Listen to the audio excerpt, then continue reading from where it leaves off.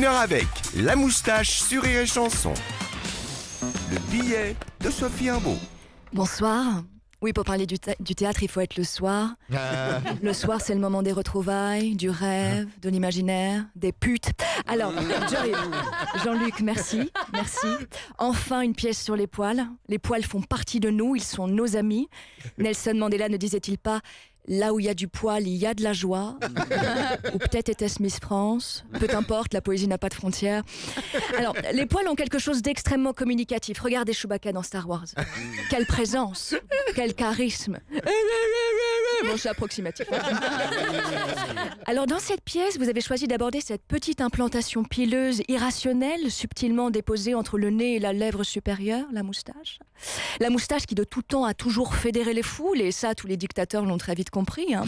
Les artistes aussi. Georges Brassens, Freddie Mercury, Chuck Norris, Jackie Sardou. Donc, vous savez, Joy et Jean-Luc, je n'ai pas eu besoin d'aller voir votre pièce parce qu'elle est venue à moi. Je l'ai sentie. Je l'ai vécue. J'ai rarement été envahie aussi profondément par quelque chose d'aussi puissant. Sauf peut-être par le pénis de Bertrand le soir du réveillon. Oh, qu'est-ce qui m'a secoué, bon sang. Écoutez, on est sur Rire et Chanson, nous avons le droit à que dire. Et quelle affiche, hein, profondément militante. Hein. Oui, ah bah oui, je vous ai dit, on n'a pas lésiné. Hein. Vous voyez donc votre affiche, Jean-Luc, profondément militante, avec ce fond rouge d'Andrinople. Hein, ouais. Alors que n'importe quelle pièce engagée aurait plutôt tablé sur un rouge Bismarck, très décevant. Attention cependant, vous avez mis un accent circonflexe sur le A de moustache. Il n'y en a pas. Et c'est dommage, je pensais Jean-Luc Moreau, homme de théâtre, donc homme de lettres. Non, homme tout court, tant pis. Hein. Et cette pilosité qui est partout, qui rejaillit jusque sur le visage de chacun des comédiens pour renforcer ce titre, c'est très fort. Prenez l'œuvre dramatique contemporaine « Ta mère ne suce pas que des glaçons » sur l'affiche. Il n'y a pas de glaçons, il n'y a pas de mer, il n'y a aucune chuchon, rien, c'est très décevant. Hein. Sur votre affiche, on sent des comédiens réellement impliqués dans la cause du poil. Arnaud Gidoin, il exprime une grande douleur intérieure. Et en même temps, il est très prudent, hein. Il est très peureux dans son port de moustache, comme s'il y avait un malaise avec le père, comme moi.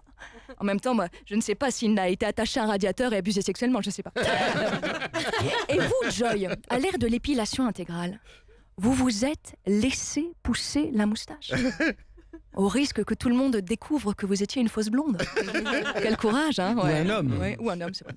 Bon, moi-même, j'ai essayé, mais ça veut pas. Autant les aisselles et la touffe, il n'y a pas de problème. Hein. D'ailleurs, Bertrand m'a toujours appelé ma petite broussaille. Mais la moustache, ça ne veut pas. Mais vous, Jean-Luc, où est donc votre engagement ? Où est votre moustache ? Cet acte de dire non, je ne porterai pas de moustache, je brise les codes, je sors du lot, je ne suis pas un mousson.